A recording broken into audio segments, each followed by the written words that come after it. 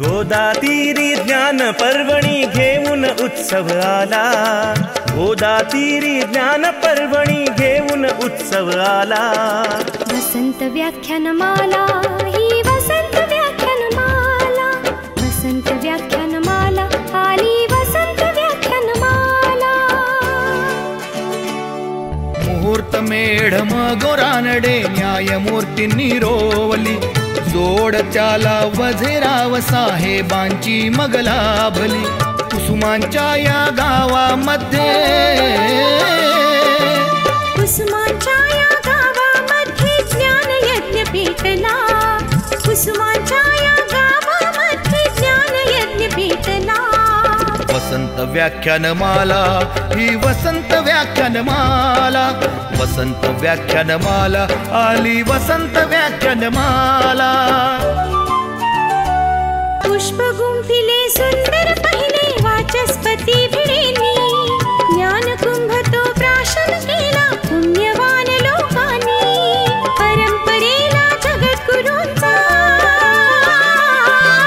परंपरेला जगद्गुरूंचा आशीर्वाद लाभला, परंपरेला जगद्गुरूंचा आशीर्वाद लाभला।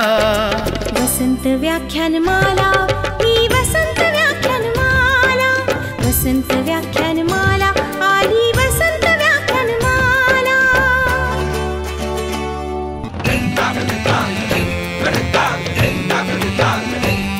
अहो देव मामले दार पटांगण फुलू फुलू लागले, लोकहिताला शिलेदार ही निस्वार्थी लाभले। खडतर होता मार्ग तरी पण, खडतर होता मार्ग तरी पण जागर ना थांबला, खडतर होता मार्ग तरी पण जागर ना थांबला। वसंत व्याख्यानमाला ही वसंत व्याख्यानमाला, वसंत व्याख्यानमाला आली वसंत व्याख्यानमाला।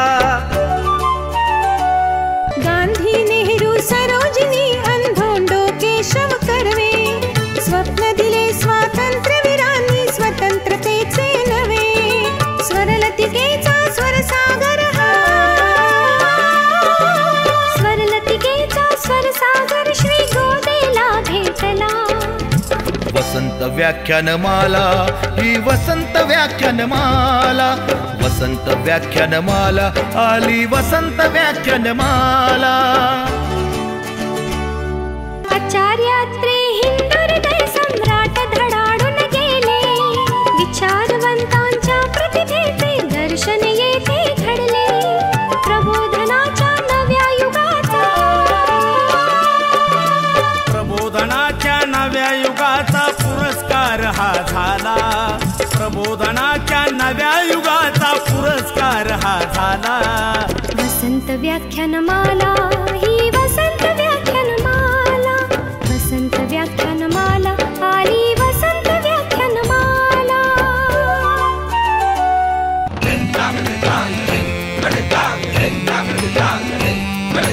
वैभवशाली परंपरेला जतन करूया सारे, ज्ञानामृत हे घेण्यासाठी गोदा काठी या रे। कला गुणांचा संस्कारांचा,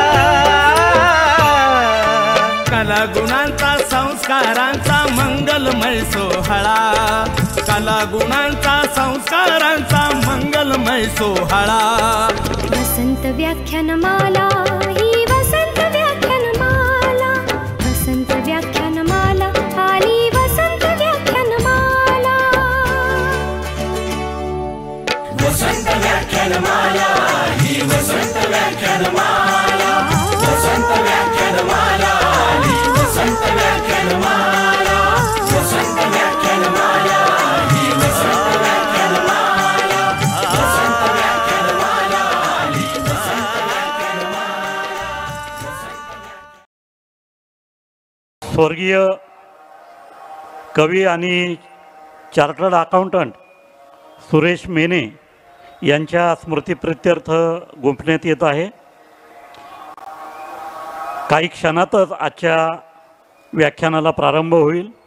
मी नाशिक मर्चंट्स कोऑपरेटिव्ह बँकेचे उपाध्यक्ष सन्माननीय रंजन ठाकरे तसेच स्वर्गीय सुरेश मेने यांचे मेव्हणे सुभाष मुसळे यांना व्यासपीठावर येण्याची विनंती करतो। त्याचबरोबर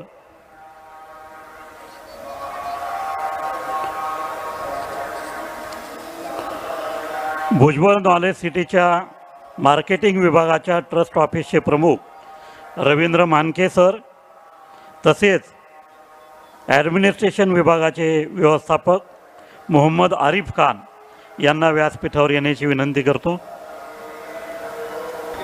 व्याख्यानमालेचं आजचं पुष्प गुंफण्यासाठी आपल्यामध्ये लंडन येथील ऑक्सफर्ड विद्यापीठातील प्राध्यापक सन्माननीय अजित जावकर सर यांचं व्यासपीठावर आगमन झालं आहे। आपण टाळ्यांच्या गजरात त्यांचं स्वागत करूया। आजचं व्याख्यान प्राध्यापक स्वर्गीय सुरेश मेने यांच्या स्मृतिप्रित्यर्थ आयोजित करण्यात आला आहे। प्रारंभी आपण त्यांच्या जीवनकार्यावरची चित्रफीत बघूया आणि त्यानंतर सर्व पाहुणे स्वर्गीय मेने सर यांच्या प्रतिमेला पुष्पहार अर्पण करतील। स्वर्गीय प्राध्यापक सुरेश मेने, व्यवसायाने चार्टर्ड अकाउंटंट, BYK महाविद्यालयात प्राध्यापक, उच्च शिक्षित, व्यासंगी आणि कवी मनाचे सुरेशजी, लाडशाखीय वाणी मित्रमंडळ, चार्टर्ड अकाउंटंट असोसिएशनचे माजी अध्यक्ष होते। तसेच वसंत व्याख्यानमाला, कल्याणकारी प्रतिष्ठान या सेवाभावी संस्थेचे तसेच लोकहितवादी मंडळाचे ते पदाधिकारी होते। नाशिक कवी या संस्थेचे ते सलग 13 वर्ष अध्यक्ष होते। समाजकार्य हा त्यांचा स्थायी भाव होता, त्यामुळे अनेक संस्थांना त्यांनी सढळ हाताने मदत केली। 2 कविता संग्रह प्रकाशित झालेले हे कवी उत्कृष्ट वक्ता म्हणूनही प्रसिद्ध होते। दासबोध, पसायदान, हरिपाठ या विषयांवर अनेक प्रवचने आणि भाषणे देऊन या प्रांतातील श्रेष्ठत्व त्यांनी प्रस्थापित केले होते। दूरदर्शनवर निर्माता, दिग्दर्शक आणि अभिनेता म्हणून त्यांनी तुझं नी माझं जमेना ही सलग 13 भागांची मालिका सादर केली होती आणि त्या काळात ती अतिशय गाजली होती। गिरणा गौरव पुरस्कार, विद्याभूषण पुरस्कार, आदर्श शिक्षक पुरस्कार अशा अनेक पुरस्कारांनी ते सन्मानित झाले होते। व्यासंगी आणि कवी मनाच्या प्राध्यापक सुरेश मेने यांना वसंत व्याख्यानमाला नाशिक मानाचा मुजरा करीत आहेत।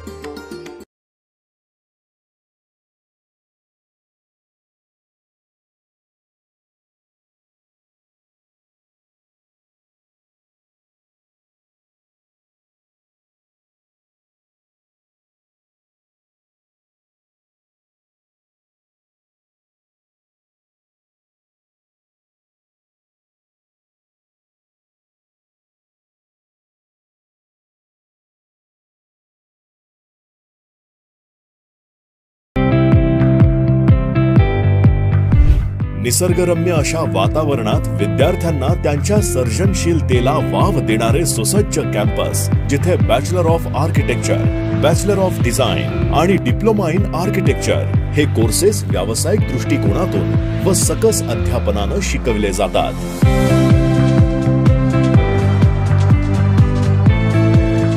MET institute of architecture and interior design, Govardhan, Nashik.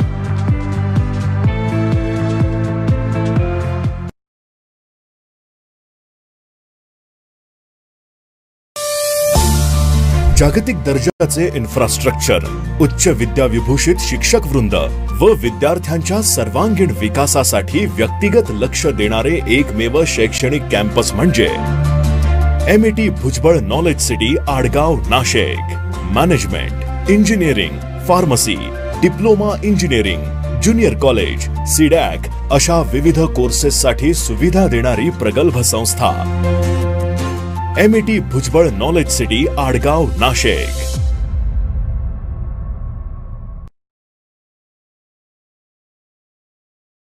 संशोधक उद्योजक आहेत। ऑक्सफर्ड युनिव्हर्सिटी व्यतिरिक्त त्यांच्या स्वतःची कंपनी फेनलेक्सद्वारे डेटा सायंटिस्ट म्हणून देखील ते काम करतात। ही कंपनी सायबर सुरक्षा, रोबोटिक्स आणि हेल्थकेअर यासारख्या डोमेनसाठी नाविन्यपूर्ण प्रारंभिक स्टेज नाविन्यपूर्ण प्रारंभिक स्टेज AI प्रोटोटाइप बनवण्याच्या क्षेत्रावर लक्ष केंद्रित करतात. प्रोफेसर अजित जावकर हे फ्युचर टेक्सला आणि डिजिटल पॉलिसी एक्सपर्टचे संस्थापक आहेत, जे डिजिटल धोरण, स्मार्ट शहरे आणि ओपन सिस्टीमवर संशोधन करण्यावर लक्ष केंद्रित करतात. अलीकडेच त्यांनी ॲग्रिकल्चर डेव्हलपमेंट ट्रस्ट बारामती येथे मायक्रोसॉफ्टच्या फारवेज प्रकल्पासाठी सेंटर एक्सलेन्स स्थापन करण्यात महत्त्वाची भूमिका बजावली आहे. आपण London School of Economics, university politics, the मेरिडिट अँड फ्युचर सोसायटीचा भाग म्हणून Harvard Kennedy School of the गव्हर्नमेंटमध्ये AI अभ्यासक्रम चालवणारे आहात. आपण World Economic Forum, Capitol Hill, White हाऊसचे युरोपियन संसदेत तंत्रज्ञान आणि AI थर्माफिस्ट योगदान दिलेले आहे. त्याचबरोबर शाळेच्या स्तरावरही गणिताच्या पायावरून आर्टिफिशियल इंटेलिजन्स शिकवण्यासाठी पुस्तकावर ते काम करत आहे. त्यांची PhD संशोधन AI आणि इफेक्टिव्ह कॉम्प्युटिंग म्हणजे AI भावनाचा अर्थ कसा लावतो यावर आहे. खरोखर अतिशय अवघड विषय. आपण म्हणतो आर्टिफिशियल इंटेलिजन्स, पण याला भावना नसते, पण ते भावनेवर कसं काम करणार आहे त्याच्यावर त्यांचं संशोधन चालू आहे. त्यांना सामाजिक कार्याची आवड आहे. ऑक्सफर्ड आणि त्याबाहेरील तरुणांना मार्गदर्शन करतात. विशेषतः आपण ऑटिझम अँड न्यूरोडायव्हर स्पेक्ट्रममधील विद्यार्थ्यांना गणिताच्या पायावर आधारित पद्धतीची कृत्रिम बुद्धिमत्ता शिकवण्यासाठी मदत करतात. खरं तर हा अतिशय अवघड असा बुद्धिमत्ताच अवघड विषय आहे. त्याला लॉजिकल थिंकिंग लागते. सर, आपल्या या फार मोठ्या प्रवासाला मी अगदी एका वाक्यात आपलं वर्णन करते. आपण वैज्ञानिक दृष्टिकोनातून ऊर्जेचे आकाश निर्माण केलेले आहे आणि अभ्यासू व्यक्तिमत्वातून आर्टिफिशियल इंटेलिजन्सचं जग निर्माण केलं आहे. परत आपलं एकदा वसंत व्याख्यानमाला नाशिकतर्फे आपलं खूप खूप स्वागत. आमचे युवा नेते रंजन ठाकरे हेही व्यासपीठावर उपस्थित आहे. सर, आपलंही खूप खूप स्वागत. धन्यवाद. प्राध्यापक अजित जावकर यांचा व्याख्यानमालेच्या वतीनं सत्कार करण्यासाठी मी चिटणीस हेमंत देवरे यांना विनंती करतो.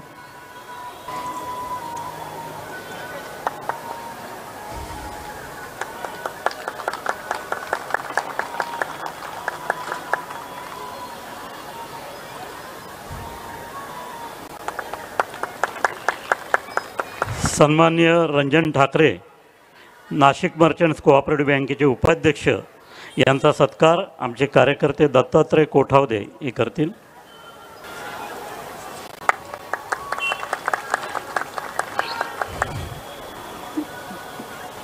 सुभाष मुसळे यांचा सत्कार राजेंद्र शेळके करतील. भुजबळ नॉलेज सिटीच्या मार्केटिंग विभागाचे प्रमुख रवींद्र मानके सर यांचा सत्कार भूषण काळे करतील. आणि मोहम्मद आरिफ खान ॲडमिनिस्ट्रेशन विभागाचे व्यवस्थापक यांचा सत्कार प्राध्यापक राजेंद्र बाफना करतील. उद्या या ठिकाणी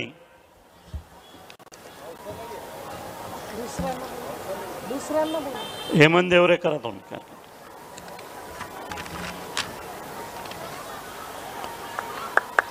उद्या या ठिकाणी अमेरिकेहून आनंद गानू जे गरजे मराठी फाउंडेशनचे संस्थापक आहेत ते आपल्याशी संवाद साधतील.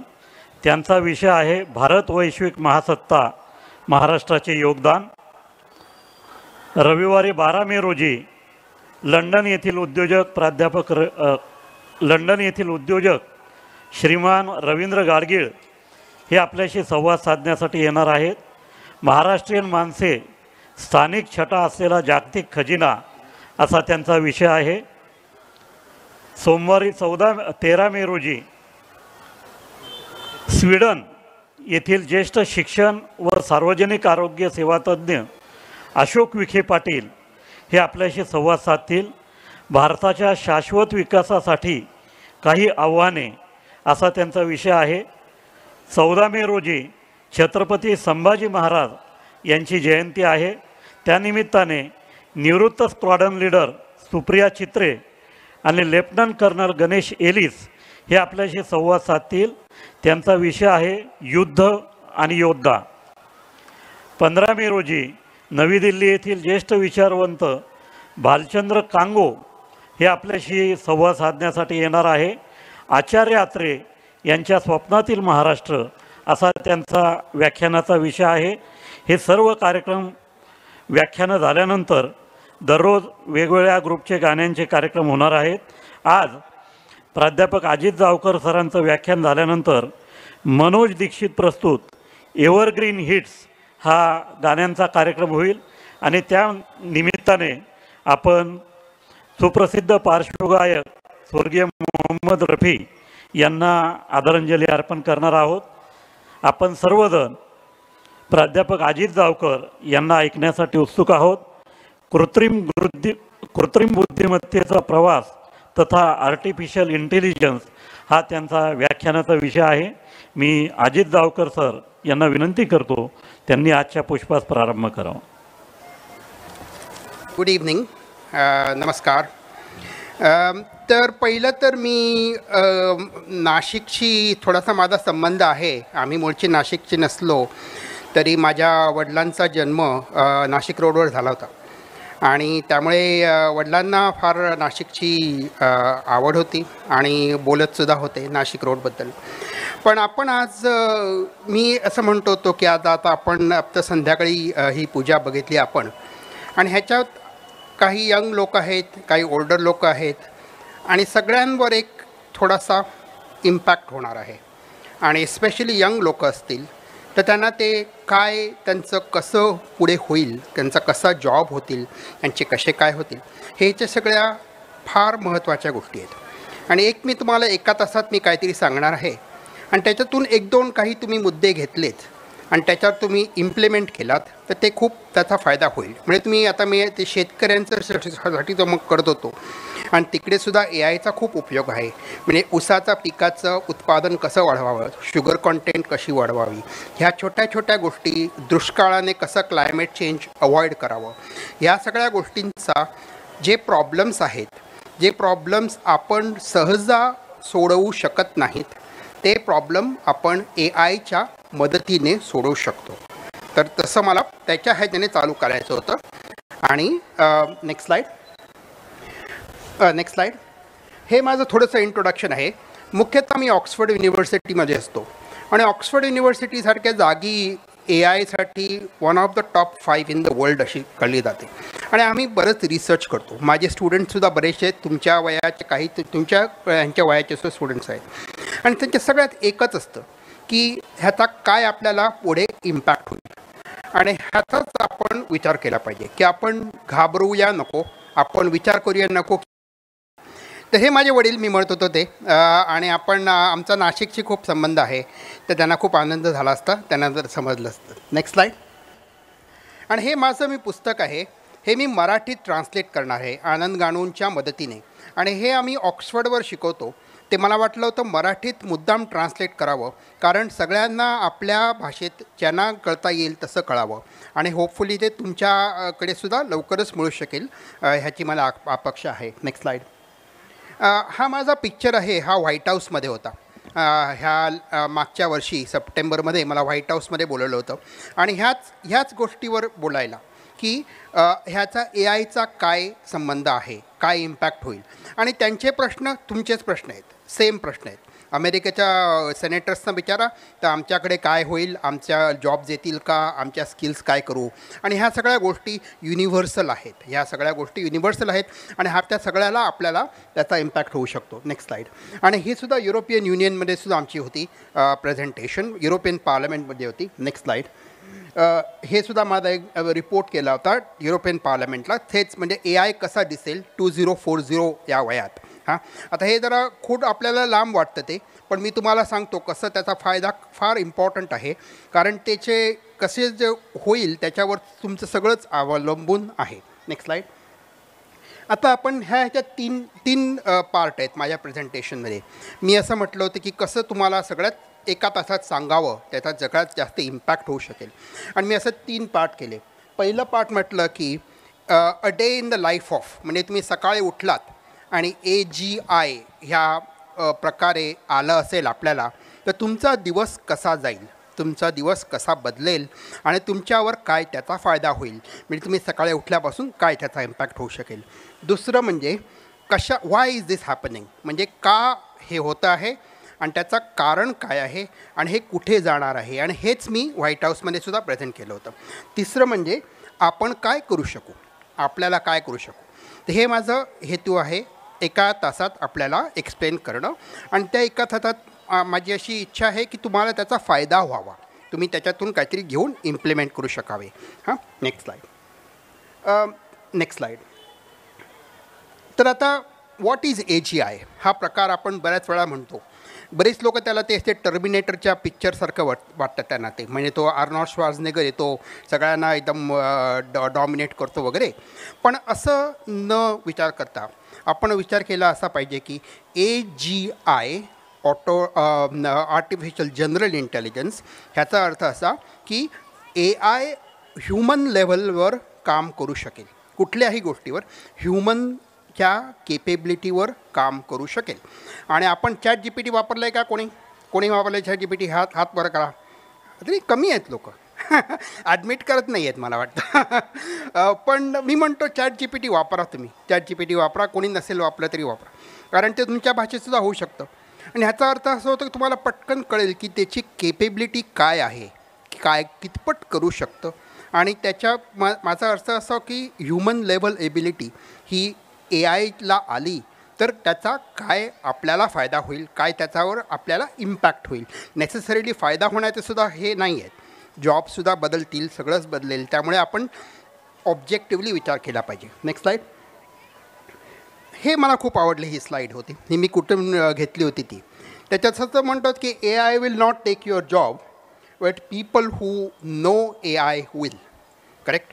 ह्याचा अर्थ असा होतो की 2 जणं असतील, 2 विद्यार्थी असतील, एका विद्यार्थीला काहीतरी माहिती आहे, दुसऱ्या विद्यार्थीला माहिती आहे, तेच नॉलेज माहिती आहे, पण तिला AIचा उपयोगसुद्धा करायचा कसा हे तिला कळतं, आणि ह्याच्यामुळे तिला जास्ती प्रेफरन्स होऊ शकेल.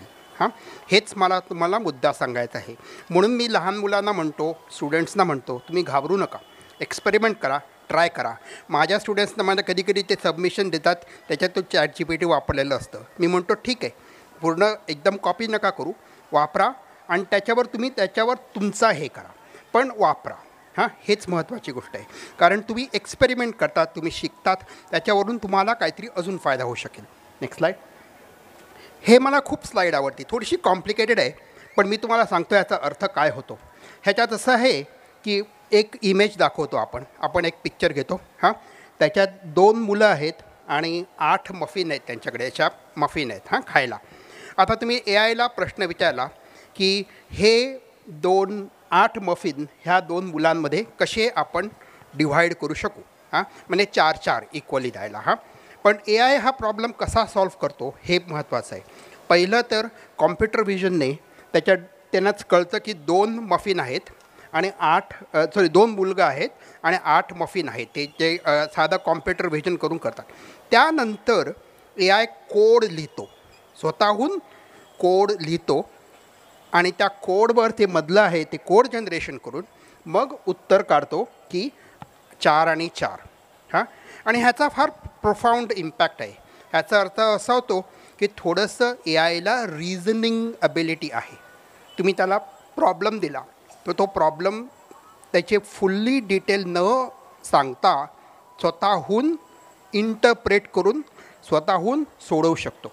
आता त्यांना माहिती नाही की फक्त तुम्ही प्रॉम्प्ट पाठवला, त्याला माहिती नाही की इकडे 2 मुलं आहेत, 8 मफिन आहेत आणि ते कसे डिव्हाइड करायचे, पण ते स्वतःहून सगळंच करतो. 2 मुलं, 8 मफिन, त्याच्यावर कोड लिहायचं, फक्त तुम्ही एक प्रश्न विचारा, आणि ह्याचा खूप फायदा होऊ शकतो. आता तुम्ही एक विचार करा की तुम्ही एक मोठी शिप असेल, त्या शिपला तुम्ही विचाराल की या शिपमध्ये गंज कुठे पकडतो, हा गंजप कुठे पकडतो, या शिपला पुढे काय होऊ शकेल.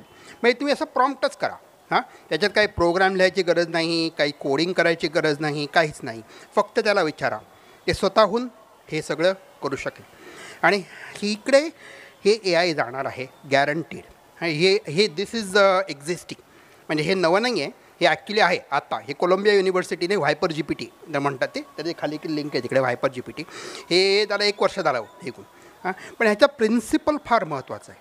प्रिन्सिपल असा साधा की कुठल्याही गोष्टावर AI higher level of abstraction problem सांगू शकतो. म्हणजे कसं की आता मला इकडे लंडनहून नाशिकला यायचं आहे.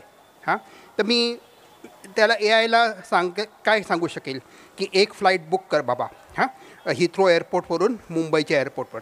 दुसरा स्टेप आहे की मुंबईवरून नाशिकला कसं येऊ. तिसरा स्टेप आहे हॉटेल कुठे नाशिकमध्ये घेऊ. चौथा स्टेप आहे हॉटेलवरून इकडे कसा येऊ. हां, हे 4 स्टेप आहेत. पण मी स्वतःहून सांगायला पाहिजे ते यायला. पण जर मी AIला अशी केपेबिलिटी असली की हायर लेवल प्रॉब्लेम सांगायचा, बाबा मला नाशिकला जायचं आहे, ह्या तारखेला जायचं आहे, तू कर सॉल्व्ह कर प्रॉब्लेम. हा प्रॉब्लेम असा होईल, असा होऊ शकेल. आणि हे फार गेम चेंजर आहे. हा गेम चेंजर असा आहे की ज्याला तो अजूनपर्यंत मेन स्ट्रीम नाही आहे. आपण हे ChatGPT बघतात. ChatGPT is a sentence completion thing, बरोबर, की तुम्ही काहीतरी एक थोडंसं काहीतरी लिहिलं आहे की माझं नाव अजित जावकर, मी आता नाशिकला आहे, नाशिकला मी एका नदीच्या किनारी आहे. कुठली नदी? तर गोदावरी. आता that is a simple thing, कारण ते त्याला माहिती आहे, त्याच्यावरून ते सेंटेन्स कम्प्लिशन करत राहतो. पण हा जो प्रॉब्लेम आहे हा एका वेगळ्या तरीकेचा प्रॉब्लेम आहे, वेगळ्या प्रकारेचा प्रॉब्लेम आहे. आणि ह्या प्रॉब्लेमवर AI कसं करू शकेल आणि ऑलरेडी करू शकतो. हां, तर ह्याचा आपल्याला फार विचार करावा लागेल, फार विचार. कारण कितपत जॉब किती चेंज होतील बघा तुम्ही. कुठलाही तुम्ही जॉब विचारा की त्याला ते हायर लेव्हल ऑफ ॲबस्ट्रॅक्शन झालं आणि AI can do the task. आता तुम्ही विचाराल की आता मला हॉटेल इकडून एवढं लांबून आलो तर ते कसं नक्की कसं होईल. कदाचित ते लंडन टू मुंबईला जायला न्यूयॉर्कवरून ते येऊ शकतील, असं सुद्धा होऊ शकतं. हां, पण कदाचित चुका होऊ शकतात, कदाचित नाही चुका होऊ शकतात. पण हे केपेबिलिटी त्याला आहे असं मला म्हणायचं होतं. Next slide. मग आता कसा आपला दिवस दिसेल असं मला म्हणायचं होतं. Next slide. आणि हे मी तुम्हाला असं म्हणत होतो, आपण हा जो उदाहरण दिलं, कुठलीही सुट्टी म्हणा, आता मी हॉलिडे टू ग्रीस म्हणा, ट्रिप टू इंडिया म्हणा, कुठल्याही लेवल ऑफ प्रॉब्लेमवर तर मी तो हायर लेवल ऑफ प्रॉब्लेम AIला सांगितला की rather than telling each step I am telling AI a big level problem. I am asking AI to break the problem into small steps, and I am asking AI to implement those small steps and semi-autonomously generate a solution. हे प्रकार आहे is a total game changer. आणि it is there, म्हणजे it is not की नाही आहे, science fiction नाही आहे, हे आहे आपल्याकडे आता. हे असलं की मग थोडंसं मेनस्ट्रीम झालं की कुठे कुठे त्याचा फायदा होऊ शकेल, कुठे कुठे त्याचा चेंज होऊ शकेल, हाच आपल्याला विचार करावा लागेल. Next slide. हां, आता हा NVIDIAचा CEO आहे जेन्सन हुआंग. NVIDIA ही फार मोठी AIची कंपनी आहे. त्यांनी ह्या UAEमध्ये एक स्टेटमेंट दिला होता की तुम्ही कोडिंग शिकू नका असं. आता आपण मला वाटतं तुम्हाला जर लहान असाल तर 10 वर्ष आधी 8 वर्ष सगळे म्हणे कोडिंग शिका. आता मग हा माणूस कशाला म्हणतो कोडिंग शिकू नका? ह्याचा अर्थ असा आहे, तो म्हणतो की AIच्या मदतीने तुम्ही कोडिंग करू शकाल, नक्की करू शकाल आणि करू शकतात, आत्तासुद्धा करू शकतात. हां, आणि माझा एक स्टुडंट आहे, तो आईसलंडमध्ये राहायचा, रायक्याविकमध्ये, आणि तिकडे त्याला मी शिकवलं कसं करायचं कोडिंग. मग त्यांनी स्वतःहून त्या व्होल्केनोमधून तो डेटा घेतला, त्याच्यावरून तो प्रेडिक्शन काढली वगैरे, आणि ते AIच्या मदतीने. हेच मला तुमचं सगळ्यात महत्त्वाचं, तुम्हाला एक मुद्दा तुम्हाला ह्याच्यातून घेऊ शकेल तर असा विचार करा की मी एक काम करेल, ते काम मी AIच्या मदतीने कसं करू शकेल. कारण हे जर तुमचे माइंडसेट राहिला तर तुमचं कंप्लीट प्रोडक्टिव्हिटी खूप वाढेल. आणि ते पहिला मी म्हणालो होतो, AI the person who knows AI can take my job, आणि this is what is going to happen. हाच सगळ्यात महत्त्वाचा मुद्दा आहे. म्हणजे ChatGPT म्हणा, काही म्हणा, आपण ह्युमन्स आहोत. ह्युमन्सचे टूल बिल्डिंग स्पेशीज आहे, तुम्हाला माहिती असेल. आधीच सगळ्यापासून ते जुने डिस्कवरी करतात, त्याच्या छोट्या छोट्या त्या दगडाच्या कुऱ्हाडी वगैरे आपण ते बघत असतो. हां, तर humans are a tool building species, बरोबर. तर आपण जेवढे टूल बिल्ड करू शकू, जेवढे टूल वापरू शकू, त्या वापरीने आपण कितपत आपली प्रोडक्टिव्हिटी इम्प्रूव्ह करू शकू, हेच मुख्य पॉईंट आहे. Next point. आणि आता दुसरी गोष्ट म्हणजे हे बायपिडल रोबॉट, दोन पायावर चालणारे रोबॉट, हे आता बरेचसे व्हायला लागतील आणि त्याची प्राईस कमी आली की त्याचं कंप्लीट गेम चेंजर होऊ शकतं. Next slide. तसंच ह्या रोबोटलासुद्धा खूप फंडिंग मिळालं होतं. असाच आहे रोबोट की हे जे रोबोट आहेत त्याच्यात एक फार मोठा फरक आहे.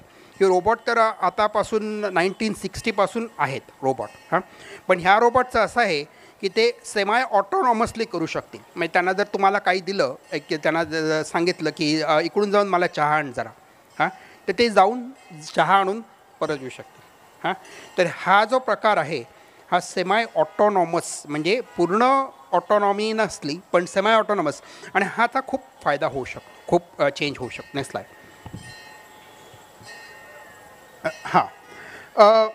हा सुद्धा अजून एक मी एक्झाम्पल देतो, पण नेक्स्ट स्लाईड ना. आता हे जे इंटेलिजंट ऑटोनॉमी म्हणतो, हाच प्रकार म्हणतो how will AI assist you, आणि हाच मुख्य समजायला पाहिजे. Next slide. आणि हे जे पर्सनलाइज एजंट्स आहेत, आणि हा जो मी म्हणतो आहे की प्रत्येकाकडे स्वतःचं टीचर, स्वतःचा डॉक्टर, स्वतःचा लॉयर असे तुमच्या पर्सनलाइज AI होऊ शकतो. आणि ह्याचा परत खूप फायदा होऊ शकतो. कारण ती नॉलेज आहे आणि ते सगळ्यांना AIच्या मदतीने करू शकतात. Next slide. आणि का होतं हे, कशामुळे हे सगळं होत आहे, second part of my presentation. Next slide. पहिलं गोष्ट म्हणजे हा रेट ऑफ चेंज खूप फास्ट आहे आणि ह्याच्यात लोकांना जरा खूप चिंता वाटते, थोडं भीती वाटते की एवढा पटापट सगळं चेंज होत आहे. आता आमच्या ऑक्सफर्डसारखे लोक आहेत, हे थोडेसे एक्सेप्शन आहेत. पण तुम्ही जर साध्या लोकांना विचारा, कुठल्या युनिव्हर्सिटी, कुठल्या कॉलेजमध्ये जाल वगैरे, तरी त्यांना थोडीशी भीती असते, थोडंसं काळजी असते, थोडीशी चिंता असते की हे कसं होऊ शकेल आणि त्याचा काय फायदा होऊ शकेल. Next slide. आणि मी आता व्हाईट हाऊसमध्ये म्हणालो होतो की AIला जायला 2040मध्ये 3 मार्कर आहेत, 3 असे इंडिकेटर आहेत जे आपण लक्ष ठेवायला पाहिजे. Next slide. पहिलं तर आपल्याकडे ऑलरेडी आलं आहे, म्हणजे ChatGPT. आणि ChatGPT म्हणजे ह्याचा अर्थ असा होतो की ability of AI to understand human language, हा पहिला आहे. दुसरं आहे ability of AI to reason. हे जे तुम्हाला म्हणालो होतो, आता हे जे मुलांचं दाखवलं ते 8 मफिन 2, ही रिझनिंग ॲबिलिटी आहे AIमध्ये. ही जितपत AIला वाढत जाते तितपत ते AIचा खूप इम्पॅक्ट होऊ शकतो. तिसरं म्हणजे बायपिडल ऑटोनॉमस रोबॉट्स, म्हणजे हे जे तुम्हाला रोबोट म्हणालो होतो, आता चहा आणून द्यायला जर एक रोबोट आला असता, त्यांनीसुद्धा आणलं असतं, तर हे शक्यता आहे. ह्या 3 मार्कर आहेत आणि ह्या 3 मार्करचा AIवर खूप इम्पॅक्ट होणार आहे नेक्स्ट 10 वर्षात. Next slide. तर आपण नेक्स्ट स्लाईड, हे आपण बोललो, ChatGPTचं बोललो, रिझनिंगचं बोललो आहे. Next slide. आणि ऑटोनॉमस रोबोट्सचं बोललो आहे. हे 3 मी तुम्हाला म्हणालो होतो, परत तुम्हाला एम्फसाइज. Next slide. आणि काय करायचं आपण आता, शेवटचं तिसरं पार्ट ऑफ माय प्रेझेंटेशन, काय करायचं आणि त्याच्यावर काय फोकस ठेवायचा, तुम्ही काय करायचं आणि त्याच्यात काय त्याची ॲक्शन घेऊ शकाल. Next slide. पहिली गोष्ट म्हणजे की सगळ्यात मोठा इम्पॅक्ट AIवर होणार आहे तो रिसर्चवर, आणि ह्याच्यासाठी लोक खूप इन्व्हेस्टमेंट करतात. आता तुम्हाला हे कळेल की आता आज गुगलने एक जिनोम ब्रेनचे न्यूरॉन मॅपिंग हे केलं होतं, आज त्यांचं हे होतं, न्यूज होती. तसं जिनॉमिक मॅपिंग होऊ शकतं पटापट, क्वांटम मेकॅनिक्स होऊ शकतं. ह्या सगळ्या ज्या फंडामेंटल रिसर्च आहेत तिकडे AIचा सगळ्यात जास्त फायदा होतो आहे. आणि त्याचं का, कारण ते परम्युटेशन्स कॉम्बिनेशन्स असतात, म्हणजे आपल्याला ह्युमन लोकांना तेवढ्या मनात तेवढेच हे करू शकतात, पण AIच्या मदतीने ते खूपच एक्सपॅन्ड करू शकतात. म्हणून मी तुम्हाला म्हणतो की आम्ही रिसर्चमध्ये करत असाल तुम्ही, तर ते तुम्ही इन्व्हेस्ट डेफिनेटली करा, कारण त्याच्यावर सगळ्या देशांचा इम्पॅक्टसुद्धा होऊ शकणार आहे. कुठल्या देश, कुठला जॉब्स तुमचे असतील, त्याच्या रिसर्चवर खूप फायदा. आम्ही ह्याच्यावर खूप इन्व्हेस्टमेंट करतो आणि आमच्या स्टुडंट्सना कसं ह्या टेक्निकचा फायदा होऊ शकेल आणि त्याच्यात काय करू शकतील. Next slide. तसंच का करावं रिसर्च, तुम्ही म्हणाल की कशाला, आमच्याकडे आहे सगळं. तर असे हे जे काही प्रॉब्लेम्स आहेत, क्लायमेट चेंज, सस्टेनेबिलिटी, हे जे काही प्रॉब्लेम आहेत हे ह्युमन एबिलिटीने नाही सॉल्व्ह होणार. ह्युमन एबिलिटीने कदाचित नाही सॉल्व्ह होऊ शकतील. त्याला ते थोडीशी मदतच लागेल. आणि मदत कशाप्रमाणे लागेल? आता आम्ही इकडेसुद्धा महाराष्ट्रामध्ये सुद्धा केलं होतं ॲग्रिकल्चरचं. तर तिकडे आम्ही एक सॅटेलाईट आणला, गेट्स फाउंडेशनच्या मदतीने सॅटेलाईट आणला होता. आणि त्या सॅटेलाईटने आम्हाला कळलं की ह्या जागेचं वेदर काय होऊ शकेल, म्हणजे 3 दिवसात काय पाऊस पडू शकेल, 4 दिवसात काय पाऊस पडेल. आणि हा कदाचित दुसऱ्या कुठल्या पद्धतीने नाही होऊ शकत. कारण लोकेशन वेअर्स इकडे, म्हणजे पूर्ण नाशिक नाही, इकडे ह्या जागी कसं काय होऊ शकेल. आणि हा जो ही जी एबिलिटी आहे ही AIच्याच मदतीने होऊ शकते. तर AIचा मदती रिसर्चचा पहिला आहे की मेजर प्रॉब्लेम. दुसरं स्लाईड, नेक्स्ट स्लाईड. रेग्युलेशन खूप आहे. आता तुम्ही बघाल EUची AI ॲक्ट आहे, इकडे सुद्धा बरेच लॉज चालू आहेत, बरेच लोक AI म्हणतात काय करायचे. आणि ते रेग्युलेशन इम्पॉर्टंट आहेत. मी असं म्हणत नाही की AIवर रेग्युलेशन नको असं नाही हां, पण रेग्युलेशनचं तुम्ही दोन्ही साईडने बघा. एका साईडने बघा की त्याला आपण आता न्यूक्लिअर एनर्जी म्हणतो, ॲटॉमिक एनर्जी म्हणतो, त्याला थोडीशी रेग्युलेशन आहे हां, पण त्याचा उपयोगसुद्धा आहे. तर तुम्ही दोन्ही साईडने बघा, त्याचा उपयोग कसा होईल, रेग्युलेशनसुद्धा कसा होईल. Next slide. आणि ह्युमन AI कोलॅबोरेशन हा म्हणजे तुमचा मी परत हा विचार म्हणतो आहे. कारण एस्पेशली लहान मुलांसाठी विचार करा की मी हे काम करतो आहे, हे मला AIच्या मदतीने कसं करता येईल, फास्ट करता येईल, काय करता येईल, अजून वाढवता येईल, इम्पॅक्ट करता येईल. आणि ती तुमची माइंडसेट एकदा झाली की मग तुम्हाला तुमचं एबिलिटी फार वाढते, तुमची केपेबिलिटी फार वाढते, प्रोडक्टिव्हिटी फार वाढते. Next slide. डिफेन्स. आता हे डिफेन्स ही प्रकार आहे, ह्याला नक्कीच खूपच हे आहे. आणि त्याच्यात तुम्ही थोडे जजमेंटसुद्धा म्हणू शकतात की कदाचित हे चांगलं नाही AIच्या मदतीने, कितपत त्याला कंट्रोल राहील, ह्या बऱ्याच गोष्टी आहेत. पण हे होतं आहे, हे नक्की आहे हां, हे तुम्ही ध्यानात ठेवा, त्याच्यावर विचार करा. कदाचित काही जॉब्स असतील, कदाचित काही असेल, तुम्हाला काही स्किल्स असतील, तुमच्या देशासाठी तुम्हाला काहीतरी करायचं असेल, तुमच्या देशासाठी डिफेन्स करावा लागेल. तर हे इंडियामध्ये सुद्धा काही फारच छान छान कंपन्या आहेत. तुम्हाला माहिती आहेत आपल्याकडे भारत फोर्ज आहे, अशा मोठ्या मोठ्या कंपन्या आहेत ज्या वर्ल्ड क्लास आहेत. तर त्या मनाने आपल्याला केपेबिलिटी आहे, आपण करू शकतो, महाराष्ट्रात करू शकतो, इंडियामध्ये करू शकतो. तर ते आपण तसा त्याच्यावर विचार करायचा. Next slide. कल्चर हा फार महत्त्वाचा प्रश्न आहे. आणि मी तुम्हाला का म्हणतो, कारण आता आपण हे गोदावरीच्या किनाऱ्यावर आपलं कल्चर बघितलं, आपल्या हिंदू धर्माचं बघितलं. तसंच मी मिडल ईस्टमध्ये गेलो होतो, तर त्यांचे कल्चर होते, त्यांचे पद्धती होते, त्यांच्या भावना होत्या, इम्पॅक्ट होता. पण आता आपण इंटरनेट बघाल तर ते पहिलं सिलिकॉन व्हॅलीमध्ये झालं, सिलिकॉन व्हॅलीचं कल्चर झालं. पण ते इंटरनेट होता कल्चर वेगवेगळ्या जागीचं त्याच्यावर वेगळा इम्पॅक्ट पडला. तसंच आपला AIचा सुद्धा होऊ शकेल. AIवर सुद्धा कल्चरचा, ह्युमन कल्चरचा खूप इम्पॅक्ट होऊ शकेल की आपण हा आपल्या इकडे वापरणारा AI त्याच्या व्हॅल्यूज काय ते आपण समजावणार आणि आपल्या व्हॅल्यूजवरच त्या व्हॅल्यू असतील तर ते आपण त्याच्या मनाने तसा विचार केला पाहिजे. Next slide. कुठल्या देशांना लीड घेऊ शकेल हे फार महत्त्वाचं आहे. तुम्ही विचार कराल तर आपल्या AI इंडियामध्ये खूप नॉलेज आहे, खूप स्किल्स आहेत आणि खूप एबिलिटी आहेत, खूप एंटरप्रेन्योरशिप आहे. आणि ते यंग लोकांना मी ते सांगत असतो, तुम्ही करा, एबिलिटी ट्राय करा. नाही जमलं तर नाही जमलं, काही हरकत नाही, पण तुम्हाला त्याच्यातून शिकायला तरी मिळेल हां.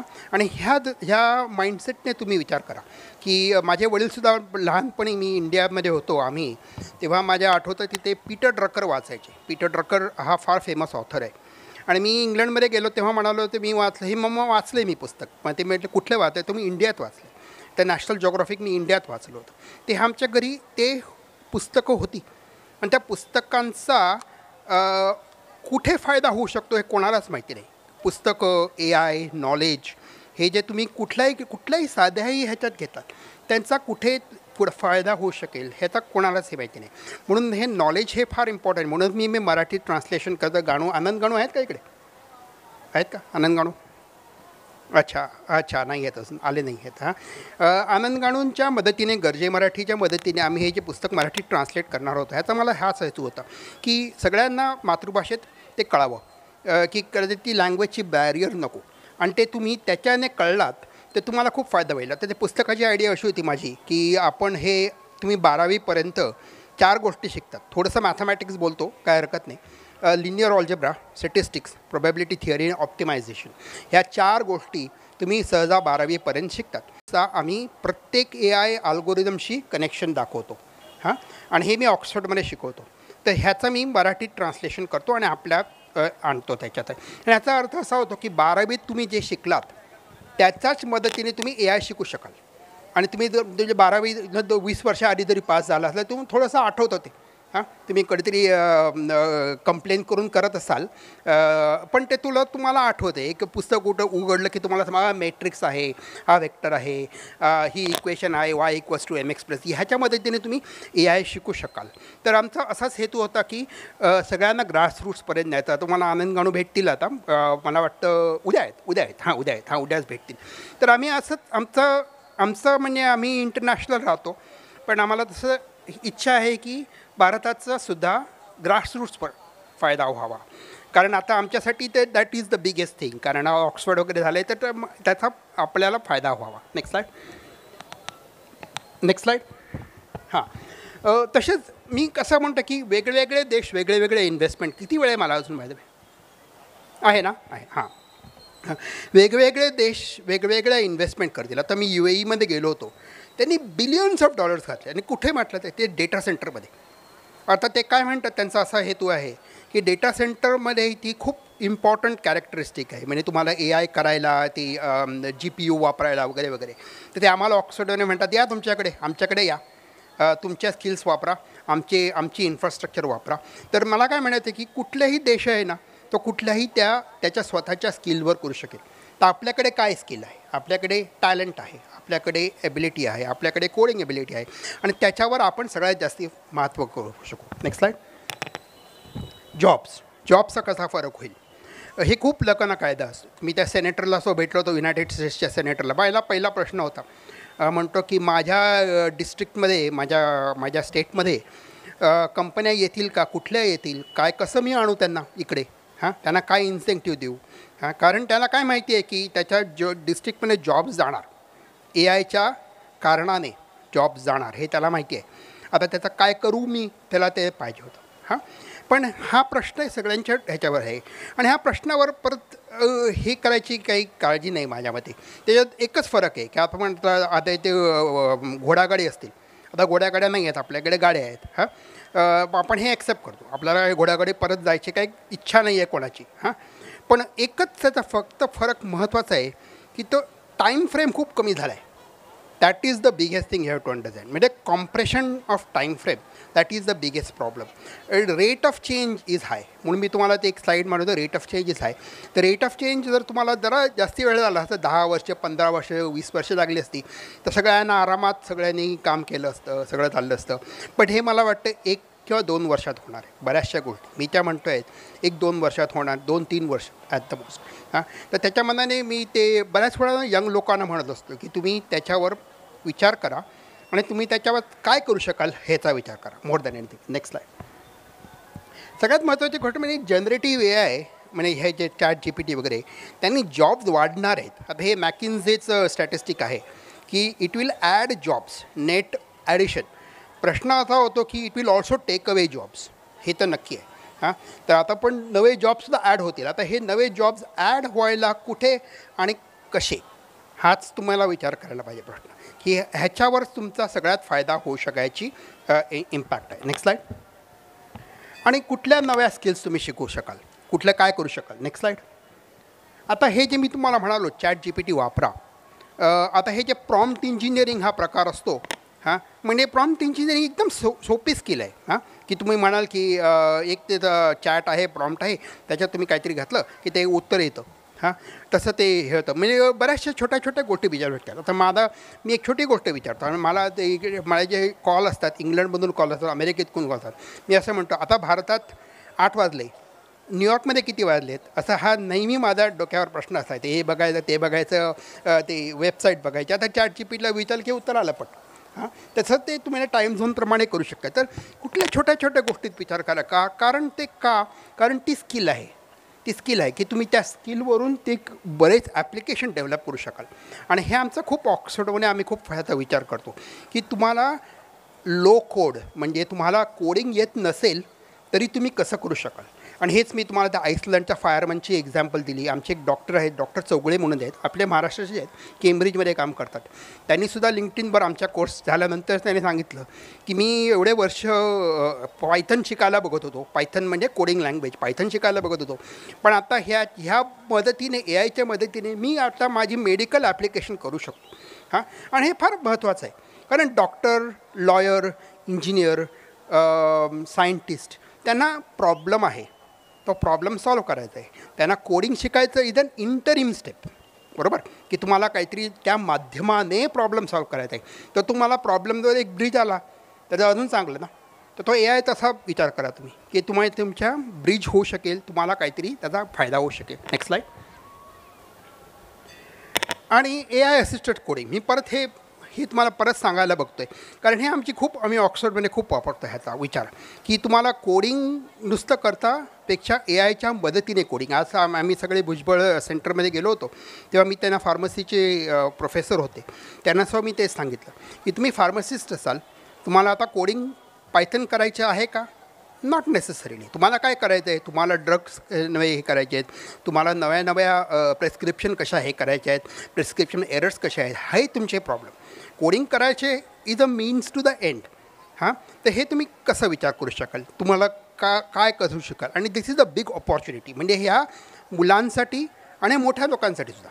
जर तुम्हाला ChatGPT करता येतं तर कदाचित तुम्हाला मला वाटतं 60-70% कोड करता येईल तुम्ही थोडा एफर्ट घेतली तर, म्हणजे तुम्ही कुठल्याही वयाचे असलात तरी, असं मला म्हणायचं आहे. हां, आणि हे दुसरा पॉईंट आहे. पहिलं तर तुम्ही AI असिस्टंट वडा, दुसरं AI assistant using coding using AI असं. Next slide. हा can AI assist in any job, पण हाच मला परत म्हणायचं होतं. Next slide. Universal basic income हा प्रकार आहे ना, हा बऱ्याच लोक विचार करतात आणि ह्याचा अर्थ असा होतो आणि हो हा करावा लागेल मला वाटतं थोडंसं. कारण युनिव्हर्सल बेसिक इन्कमचा असा अर्थ असो की तुम्हाला जर अगदीच इन्कम नसेल तर तुम्हाला ती गॅरंटी होईल की तुम्हाला कुठेतरी स्टेटमध्ये मिळेल. आणि ह्याचं कारण आहे, त्याचं कारण असं आहे की लोकांना खूपच इम्पॅक्ट होण्याची शक्यता आहे. आणि ह्या गोष्टीला आय सपोर्ट दॅट, कारण तुम्हाला थोडीशी हे करावी लागेल एस्पेशली बेस्ट. Next slide. आणि हे फार एक छान एक्झाम्पल आहे. तुम्हाला खूप ओव्हरली एक्सायटेड होऊ नका.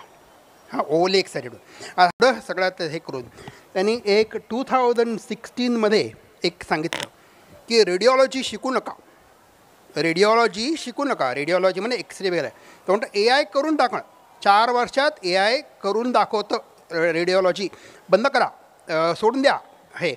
आणि लोकांनी सोडली. आणि 2016मध्ये म्हणाला होता आपले 2024 सगळ्या रेडिओलॉजी चालू आहेत, डिमांड चालू आहे, जास्ती वाढतो आहे, एक्सायटेड लोक खूप होतात. हां, माझ्यासारखे लोक कधी हां थोडे आम्ही जरा टेक्नॉलॉजी आम्हाला जरा इंटरेस्ट असतो, पण त्याचं रिॲलिटी थोडीशी वेगळी असते. हां, कदाचित अजून एक 10 वर्षानंतर होऊ शकेल. हां, रेडिओलॉजिस्टचा जॉब बदलू शकेल, पण माझ्या मते रेडिओलॉजिस्ट रिप्लेस होणार नाही. हे फार महत्त्वाची गोष्ट आहे कारण रिप्लेस व्हायला त्याला ती जजमेंट लागते. जजमेंट स्किल शेवटी ह्युमनला घ्यावी लागते. हां, तर पण ते असिस्टंट होण्याचे फार चांगले वेळ आहेत. आता तर असं म्हटलं असतं की 90% of today's radiologist will use AI. हा बरोबर आहे, this is a correct statement. कारण 90% today I am 100% sure they are using AI.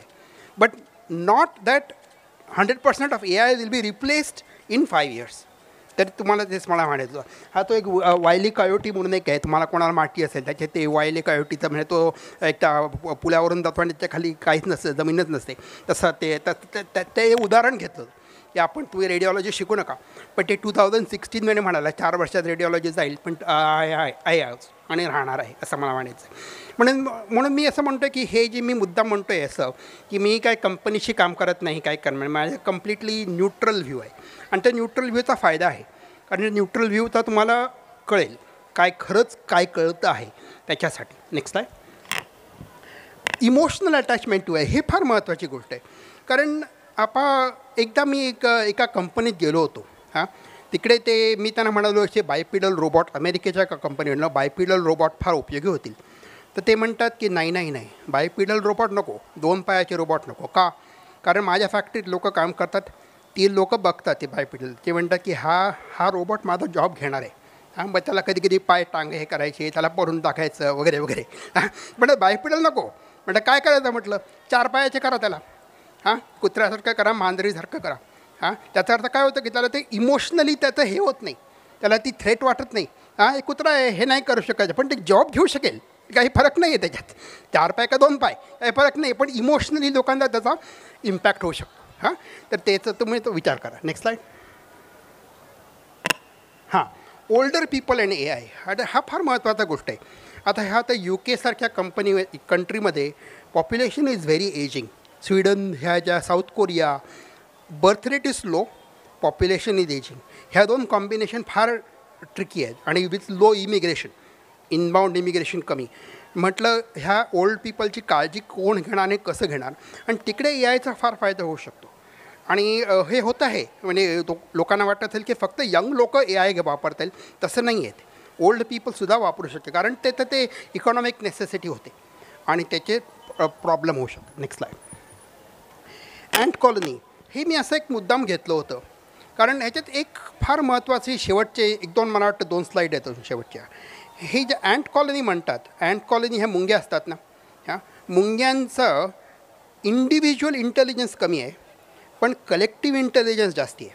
ह्याचा अर्थ असा की त्या मुंग्या इकडे असा एक ग्रुप असतील मुंग्यांचा, हां, तर त्यांना इंडिव्हिज्युअली इकडचं माहिती आहे, पण collectively they can go and find food. तिकडे जर तिकडे गोड असेल तर सगळ्या मुंग्या तिकडे जाऊन तिकडे घेऊ शकतात, तसं आहे. हां, तर there is something called collective intelligence. तर AI इज एक्झिबिटिंग कलेक्टिव्ह इंटेलिजन्स 100%. हां, आणि ह्याचं कुठे जाईल हे कोणालाच माहिती नाही, इवन सगळ्या सायंटिस्टना सुद्धा माहिती नाही. कारण ते तुम्ही जेवढं ते हे करतात, मोठं पॉवरफुल करतात, तेवढी त्याची ॲबिलिटी वाढत जाते, but not to the proportion of the input. ह्याचा अर्थ असा होतो की there is a delta, there is a difference of some intelligence which is coming through as a result of just increasing the capability, which is like an ant colony. म्हणजे तुमचं ant colony मोठी असेल तर त्या मोठ्या अजून लांब जाऊ शकतील कुठेतरी शोधायला, असं. हां, नेक्स्ट स्लाईड. मल्टीमॉडल AI हे मी तुम्हाला दाखवलं होतं. मल्टीमॉडल AI म्हणजे ते मफिनचं एक्झाम्पल दाखवलं होतं ना, की म्हणजे चित्र बघा आणि हे बघा, कोडिंग बघा, कंबाईन करून हे फार मोठी research area. Next slide. HAL, आता तुम्हाला स्पेस ओडेसी 2001 माहिती असेल, कोणाला माहिती आहे? कुठे कुठे एक माहिती आहे.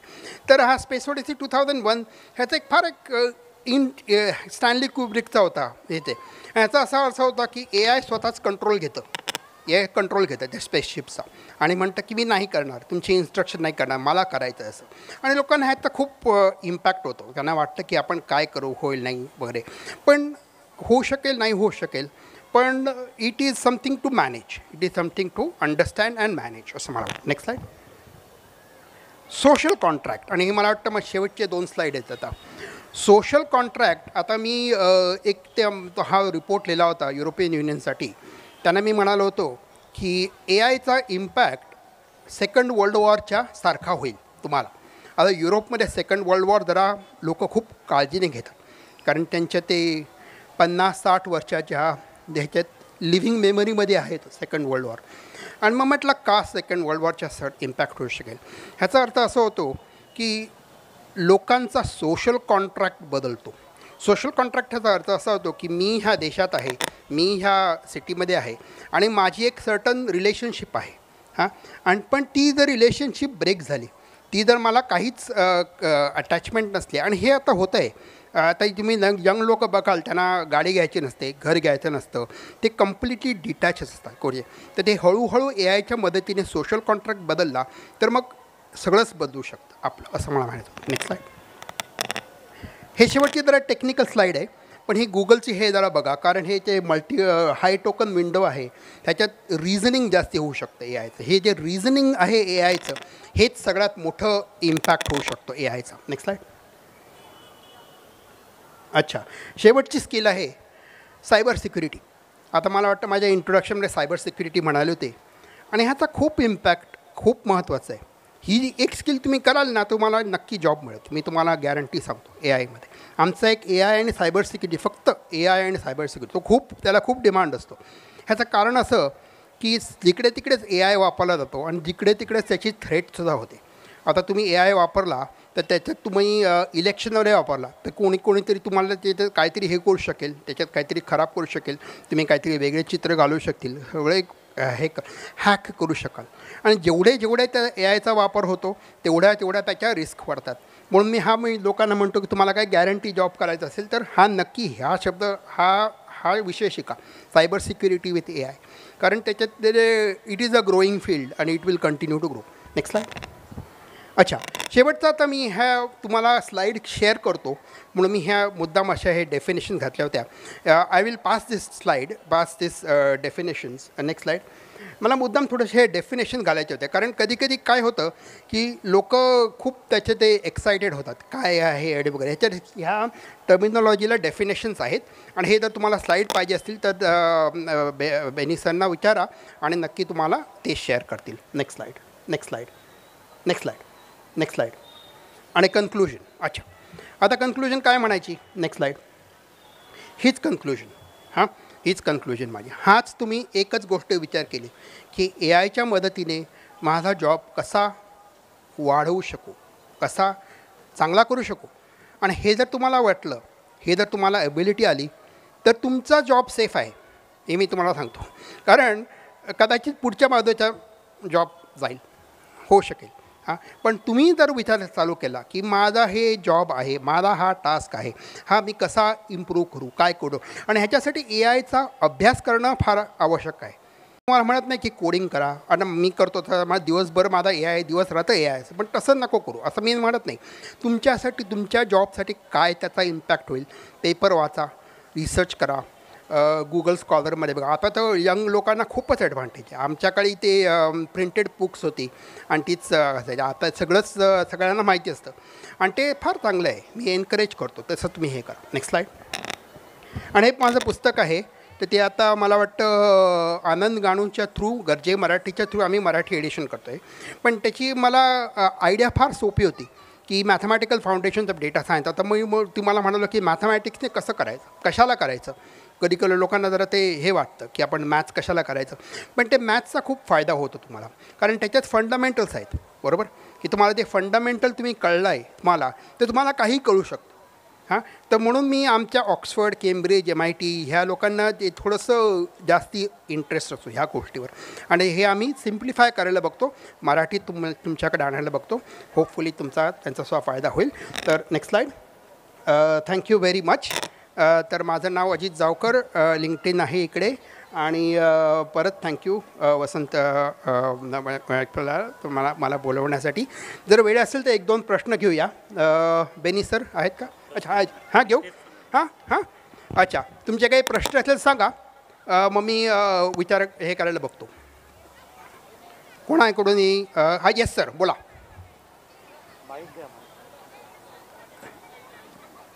एक मिनिट, माईक आला आहे.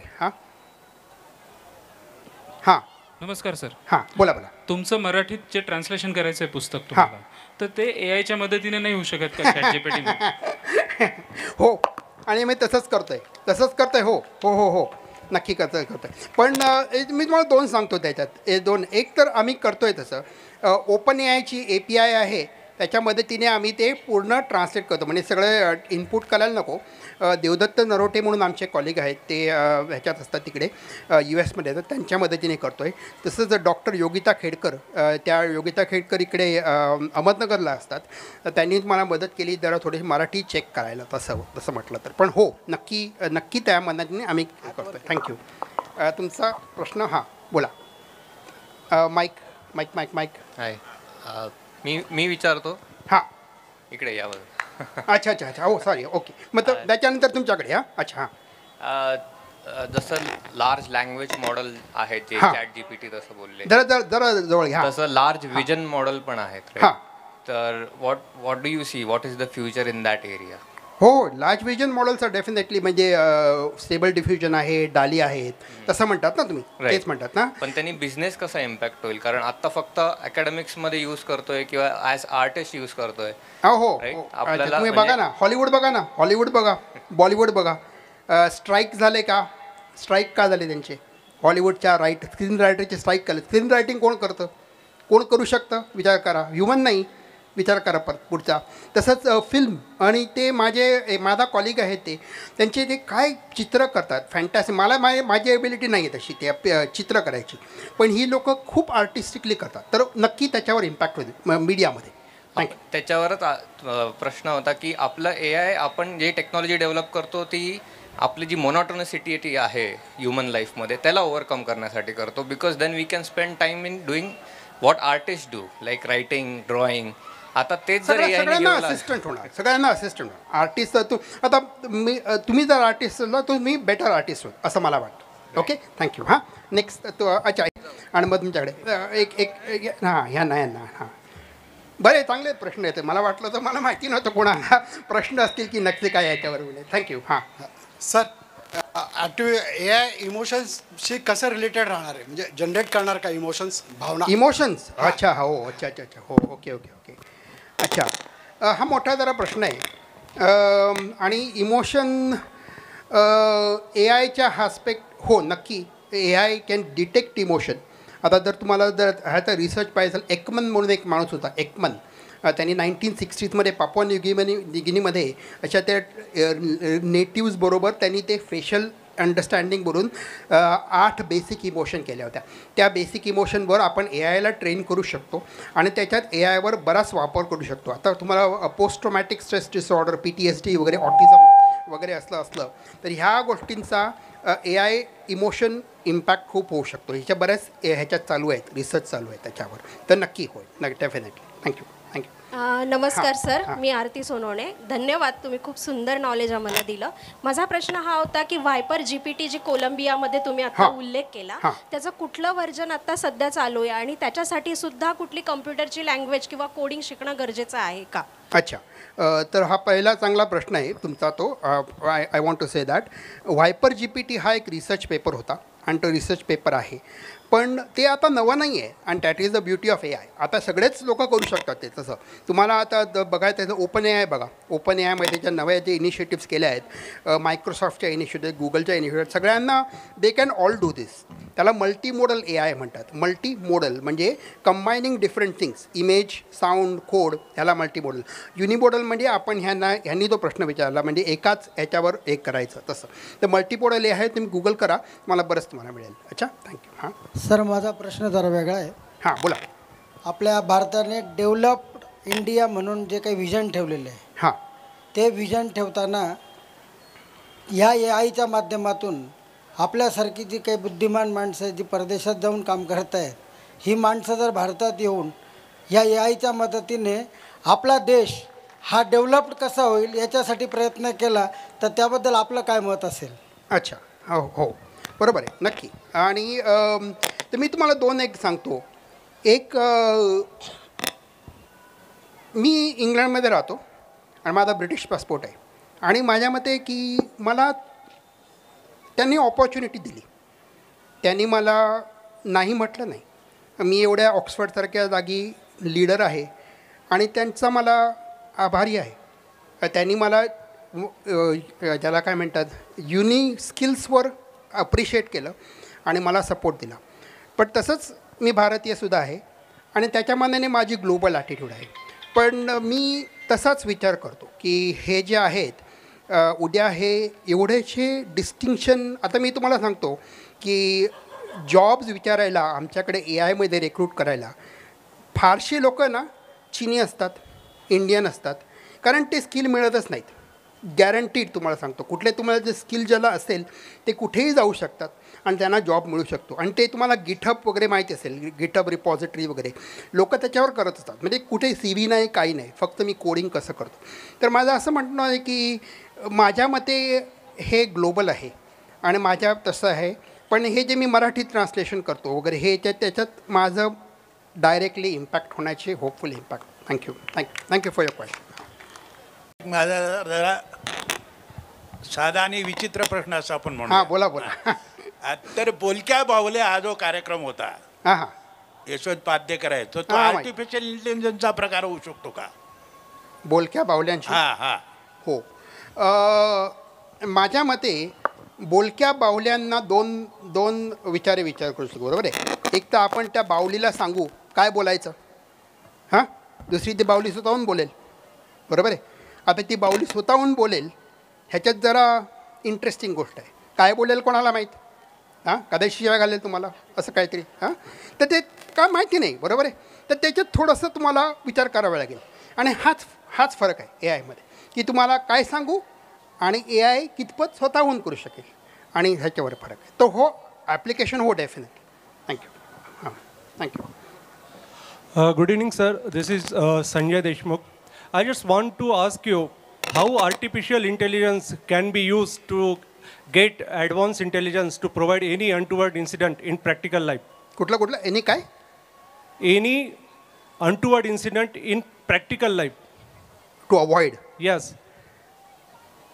आता तुम्ही एनी अनटोवर्ड इन्सिडेंट म्हणालात तर आता त्याच्यात एक छोटी एक्झाम्पल घेऊया आपण, की आपण गाडी ड्राईव्ह करतो आहे, ऑटोनॉमस गाड्या आहेत, बरोबर आहे. तर त्याच्यात काय त्याचा इम्पॅक्ट होऊ शकतो आणि त्याच्यात काय इम्पॅक्टचा होऊ शकतो. तसंच आपण डायबिटीज घ्या, हां, आपण हार्ट डिसीज घ्या. आता सकाळीच आम्ही बोलत होतो सरांशी, आता सर कुठे गेले मला दिसत नाही तिकडे, हां, तर ते आम्ही बोलत होतो की तुम्हाला जर हार्ट अटॅक येण्याचे चान्स असतील तर त्याच्यात तुम्हाला कितपत आधी कळू शकेल. आता हे पावसाचे एक्झाम्पल आहे, मी तुम्हाला पावसाची एक्झाम्पल दिली की 3 दिवसानंतर पाऊस किती पडू शकेल ह्या जागी, ह्याचा इम्पॅक्ट जर तुम्हाला हार्ट अटॅकशी तुम्ही कोरिलेट केला तर तो होऊ शकतो. फ्युचर प्रिडिक्शन होऊ शकतं त्याच्यावर. आणि दॅट आय कॅन, तर ती लॉजिक तुम्ही कुठेही वापरू शकता, गाड्यांच्या ॲक्सिडेंटची, हार्ट अटॅकची, डायबिटीसची किंवा रेनची सुद्धा. थँक्यू. थँक्स.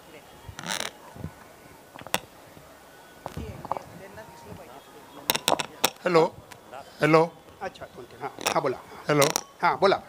हे फॉरेस्टमध्ये अलग अलग जातीची झाडं असतात, हां, अलग अलग वयोगट असतात, हां, 1 ते 100, ज्याची वेळी समजा 15 ते 30, 35, 50 असे. तर यांचं ग्रोथ विषयी काय ए आय मदत करू शकते का? दुसरं, यांचं वेगवेगळ्या वयोगटात प्लॅन्ट डिसीजेस असतात, तर त्याच्याविषयी काय म्हणजे प्रॉबिलिटी काय असेल रिसर्चमध्ये? हो नक्की. हे तर मी आत्ता करून दाखवलं मागच्या 2 वर्षात.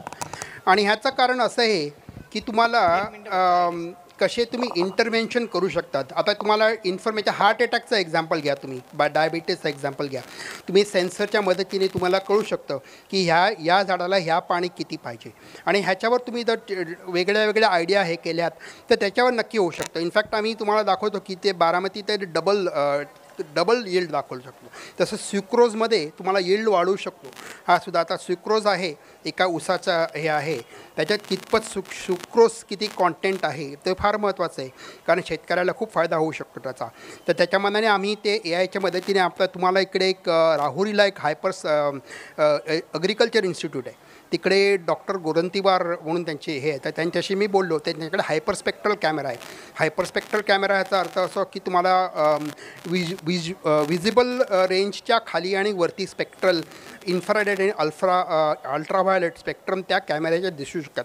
आता कारण असं की तुम्ही त्या ऊसामध्ये त्याच्या सुक्रोज कितपत आहे त्याला न कापता तुम्हाला कळू शकतो, आणि त्याच्यामध्ये तुम्ही तुमचं इनपुट वाढवू शकता. तसंच सगळं कुठेही याच्यात येण्यामध्ये फायदा होऊ शकतो. आता दोन प्रश्न अजून.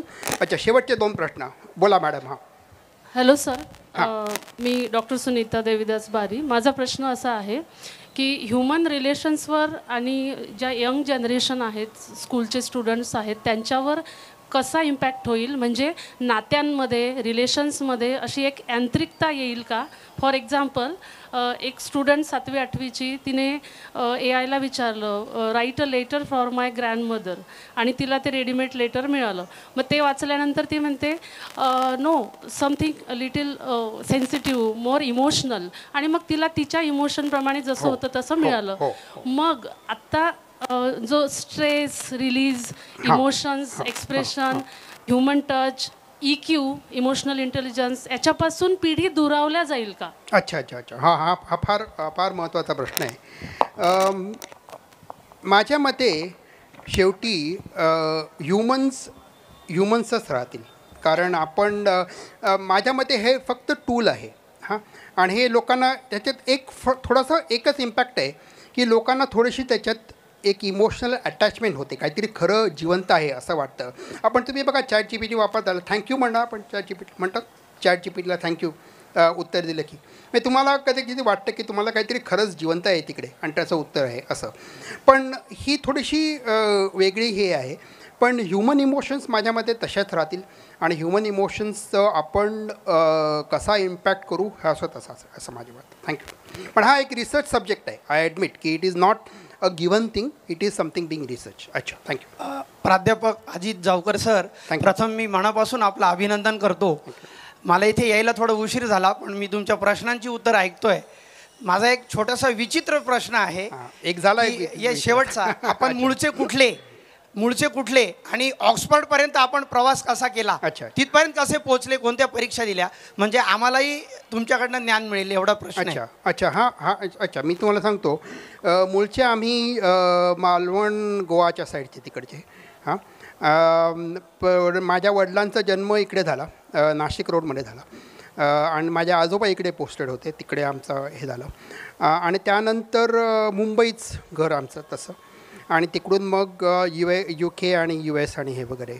पण आता हा तर तुम्ही दुसरा प्रश्न विचारलात की कसं जर्नी करायची ऑक्सफर्ड, ही मला वाटतं एक माझ्या आता मला आनंद घेऊन सकाळी म्हणायचं की मी एंटरप्रेनर आहे. म्हणजे माझ्या I see an opportunity and I work on that. तर थोडीशी लांब प्रश्न असा होता की 2010मध्ये हा हिंटन मी तुम्हाला त्यांनी एक पेपर लिहिला होता आणि तो पेपर होता असा की AI कसा होईल. मग मी ऑक्सफर्डमध्ये तेव्हा एक काहीतरी वेगळा दुसरा प्रोजेक्टवर करत होतो. मग ह्या लोकांना म्हणालो, इंग्लिश लोकांना म्हणालो की बघा इकडे हा AI नक्की होणार आहे, मग आपण कसं करायचा. मग ते म्हणाले की आपण ट्राय करू. मी ते 3 वर्ष स्वतःहून ट्राय केलं, डेव्हलप केलं स्वतःहून. आणि त्यानंतर आम्ही मला वाटतं 2017-16मध्ये लॉन्च केलं. त्यानंतर ते परत कधीच मागे वळलं नाही, वाढतच गेलं. तर माझ्या मते एक ह्याचा म्हणाले की ते कोणालाच येत नाही. हा AI हा शब्द आहे, AI हा टॉपिक आहे, एवढा कॉम्प्लिकेटेड सब्जेक्ट आहे की कोणाला एका ह्याला येत नाही. तर ह्याचा अर्थ असा होतो की तुम्ही कुठली एक एरिया तुमची घ्या आणि त्याच्यात तुम्ही मास्टर करायला बघा आणि त्या AIच्या दृष्टीने. आणि हे फार महत्त्वाची स्किल आहे. ही जर तुम्ही करू शकाल तर ती AI इज अ टूल, तेच माझं मी म्हणतो. आणि त्याच्या मदतीने तुम्ही तुमच्या एरियामध्ये हे मास्टर करू शकाल. Okay, thank you. आता मी माझ्या आईला हाय म्हणतो. माझी आई बघणार आहे म्हणते, यूट्यूबमध्ये आहे की नाही माहिती नाही, ते हाय म्हणतो आता. मराठीत आहे म्हणून तिला खूप आनंद झाला होता ऐकायला. अच्छा, ओके, अच्छा, थँक्यू. धन्यवाद.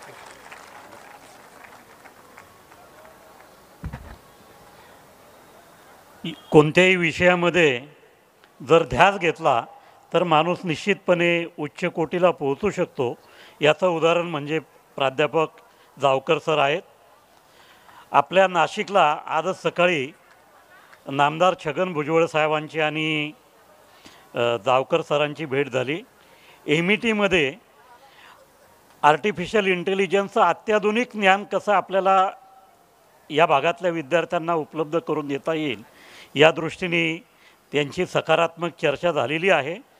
त्याचबरोबर मुंबईला पण MET आहे, मुंबई एज्युकेशन ट्रस्ट, तर त्याही संस्थेला सरांनी भेट द्यावी आणि त्या भागातही अत्याधुनिक या विषयातलं ज्ञान कसं विद्यार्थ्यांना उपलब्ध करून देता येईल या दृष्टीने जावकर सरांना भुजबळ साहेबांनी विनंती केलेली आहे आणि ती देखील त्यांनी स्वीकारली आहे.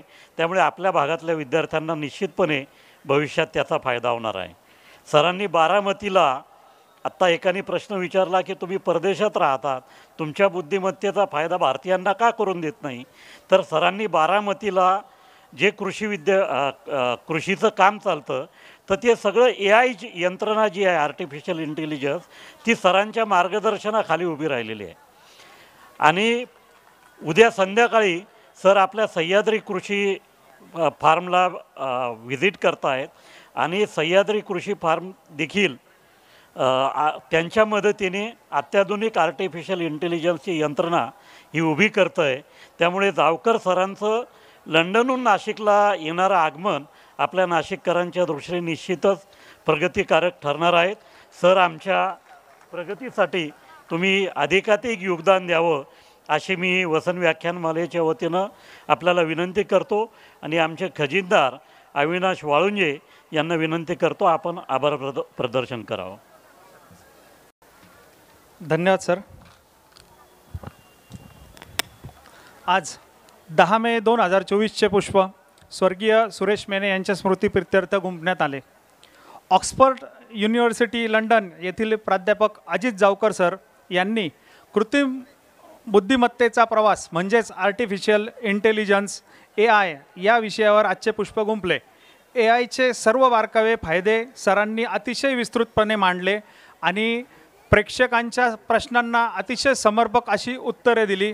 याबद्दल मी वसंत व्याख्यानमाला परिवार आणि आपल्या सर्व नाशिककरांच्या वतीने सरांचे मनस्वी आभार मानतो.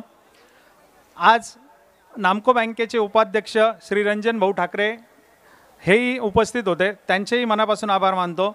सुभाषजी मुसळे हेही उपस्थित होते, त्यांचेही आभार मानतो. भुजबळ नॉलेज सिटीचे प्रतिनिधी रवींद्र मानके सर आणि मोहम्मद आरिफ खान साहेब यांचेही मनस्वी आभार. उपस्थित सर्व श्रोतृवृंदांचे मनापासून धन्यवाद आणि आभार. उद्या शनिवार दिनांक 11 मे मध्यंतराकडे वाटचाल. उद्याचे व्याख्यान स्वर्गीय बाबूराव हाके स्मृती व्याख्यान. पहिल्या सत्रात सॅन फ्रान्सिस्को अमेरिका येथील गर्जे मराठी फाउंडेशनचे संस्थापक श्री आनंद गानू सर भारत वैश्विक महासत्ता महाराष्ट्राचे योगदान या विषयावर पुष्प गुंफणार आहेत. आणि दुसऱ्या सत्रात प्रमोद कापडने प्रस्तुत चांद छुपा बादल में हा गीतांचा कार्यक्रम उद्या सादर करण्यात येणार आहे. परवा रविवार 12 मे स्वर्गीय निर्मलाताई दातार स्मृती व्याख्यान. प्राध्यापक रवींद्र गाडगीळ हे लंडन येथील प्रसिद्ध उद्योजक आहेत. ते महाराष्ट्रीयन माणसे स्थानिक छटा असलेला जागतिक खजिना या विषयावर आपले व्याख्यान देतील. त्यानंतर संतोष पासाटे व अफलातून ग्रुप प्रस्तुत सूर सम्राज्ञी लता दिदी यांची सुमधुर गाणी हा कार्यक्रम सादर होईल. त्यानंतर सोमवारी 13 मे स्वर्गीय मूळचंद वैगोठी स्मृती व्याख्यान. श्री अशोक विखे पाटील हे स्वीडन येथील ज्येष्ठ शिक्षण व सार्वजनिक आरोग्य सेवा तज्ज्ञ आहेत. ते भारताच्या शाश्वत विकासासाठी काही आव्हाने या विषयावर व्याख्यान देतील.